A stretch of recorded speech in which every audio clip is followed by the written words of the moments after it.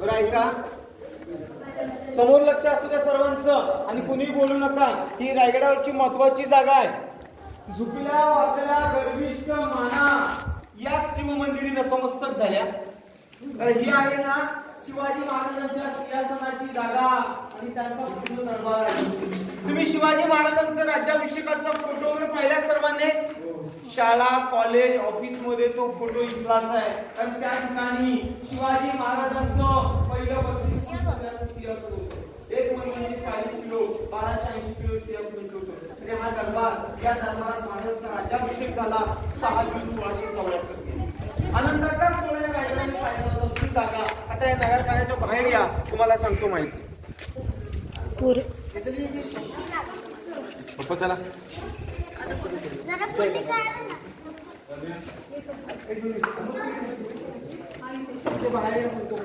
आता बाहेर कुत्रे खाली.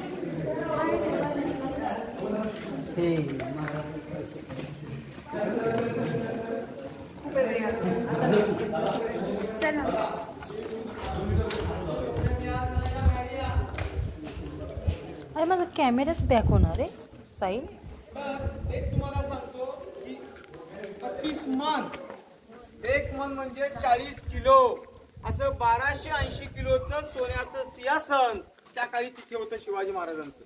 ते सगळे मुघल घेऊन गेले आणि त्या सिंहासनाची आठवण म्हणून शासनाने ती पंचधातूची मेघडंबरी तयार केली.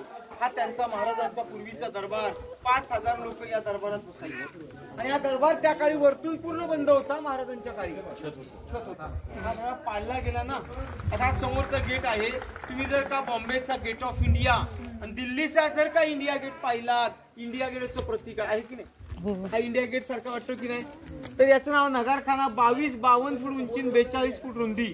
राज्याभिषेकाच्या दिवशी या दरवाजाच्या समोर 2 हत्ती सजून उभे केले होते महाराजांचा राज्याभिषेक. प्रश्न असा आहे की या गडावर जर त्या काळात 2 पायाचा माणूस सुरक्षितपणे येऊ शकत नाही त्या रस्त्याने, मग गडावर हत्ती कसे आणले? तर अभ्यासकांचं मत आहे त्या काळात हत्ती गडावर असे आणले गेले होते.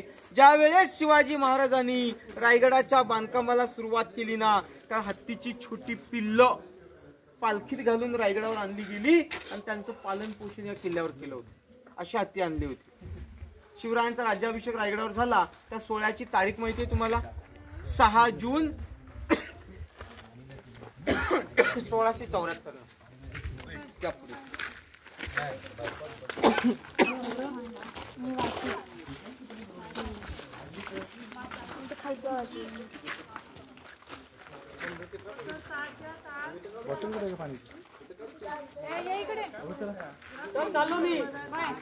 दीदींच्याकडे पर्समध्ये.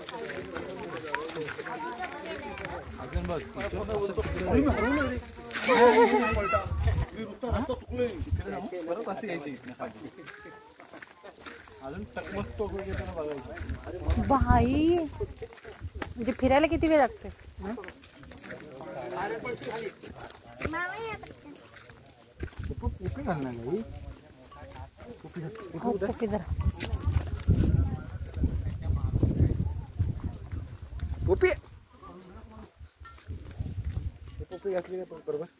व्यवस्थित घाला कानाच माग उडते ना वाऱ्याने. अगं ऊन लागतं ग. ए महिना असून चला तर तिनं डोक्याच्या माग अडकवले. टाकूच नको पिल्या. काय म्हणते? होय म्हणा बघू म्हणजे म्हणते ते. बाबा जय काय म्हणतेस बाबा? भाऊजी जय भवानी म्हणते.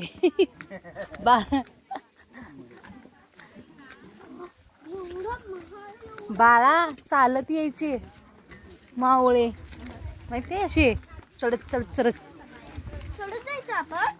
आपण चढत जायचं नाही.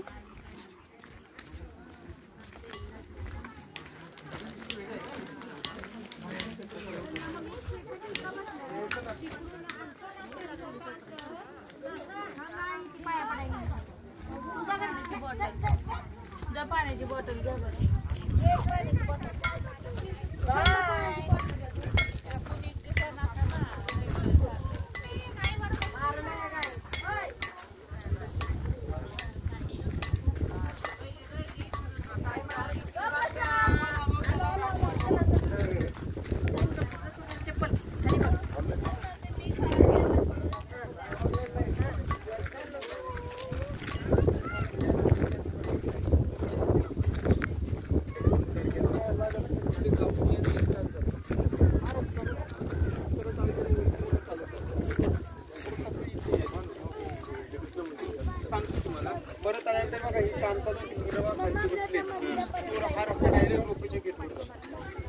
इकडे काही अर्धा तास गेला तो इकडे 10 मिनिटात तुम्ही रोपेच्या आणता. आता बघा महाराजांचा दरबार वगैरे पाहून आपण निघालो. याला राजमार्ग म्हणतात, राजांचा राजमार्ग. इथून बघा तुमच्या समोर बघा जे दूरवर पसरलं जे दुतर्फा बांधकाम दिसतं ना त्यालाच रायगडावरचं शॉपिंग सेंटर, सुपर मार्केट बाजारात म्हणतात.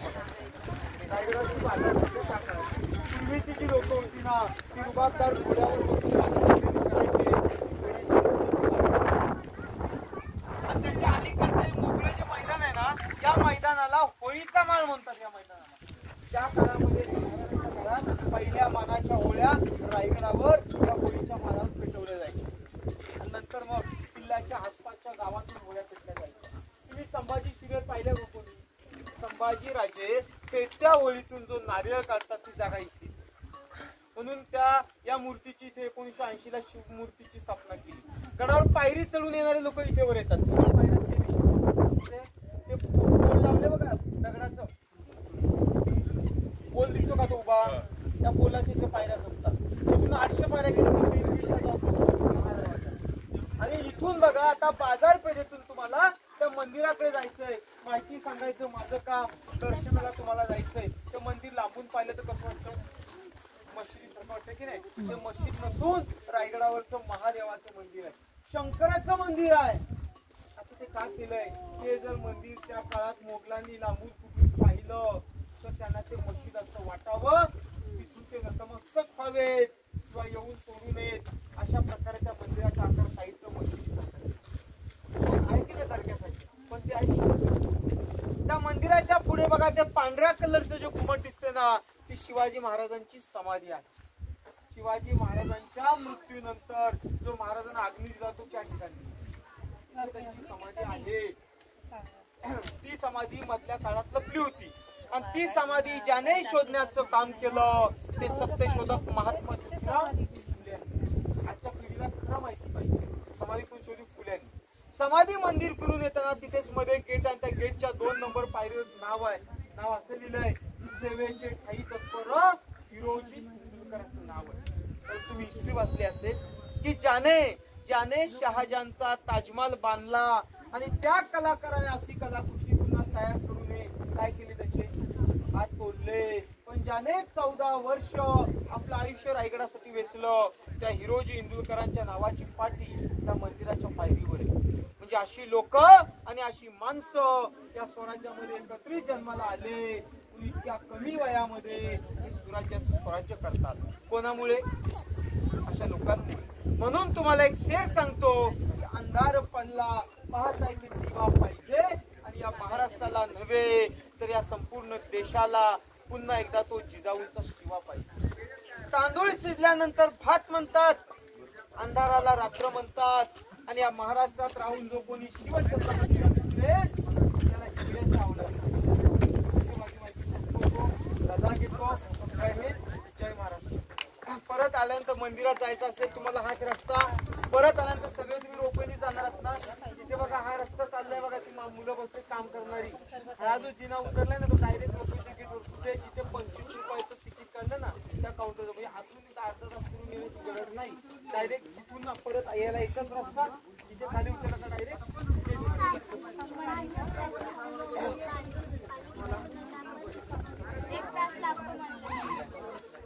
तुम्हाला रायगडाचे फोटो सुद्धा बघा. 15 पॉईंटचे फोटो मुलांच्या प्रोजेक्ट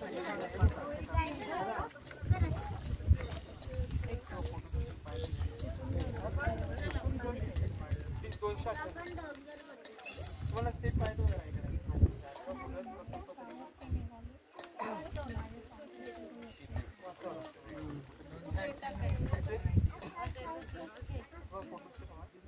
₹50